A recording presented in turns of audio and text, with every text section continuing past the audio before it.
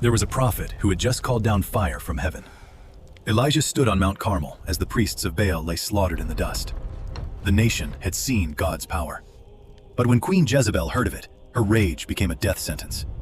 And in one night, the man who had faced 850 false prophets fled into the wilderness, sat under a broom tree, and prayed to die. I "I have had enough, Lord," he said.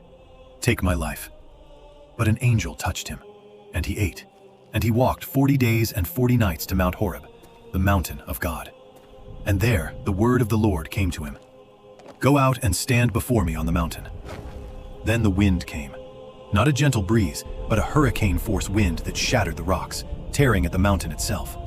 The earth groaned, the sky darkened, and Elijah, wrapped in his mantle, crouched in the cave's entrance, watching creation tear itself apart. But the Lord was not in the wind. Then the earthquake came. The ground heaved, stones split. The very foundations of the mountain trembled. Dust choked the air. And still, Elijah did not move. But the Lord was not in the earthquake. Then the fire came. A wall of flame rolled across the peak, consuming everything in its path. The heat was a physical force. The roar was deafening. For a moment, the entire mountain seemed to burn. But the Lord was not in the fire. And after the fire, a sound of sheer silence.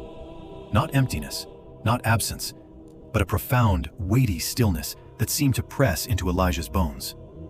And in that silence, he heard it. A voice. Not with his ears alone, but with his spirit. A whisper that carried more authority than the wind, the quake, or the fire combined. "What are you doing here, Elijah?" It was not the voice of judgment. It was the voice of a father who had been there all along. Not in the spectacular, but in the sacred quiet.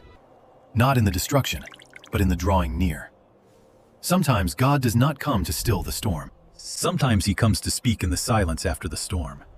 And if you are listening, you will hear him. Say amen if you're ready to hear his whisper. Follow and subscribe to this channel.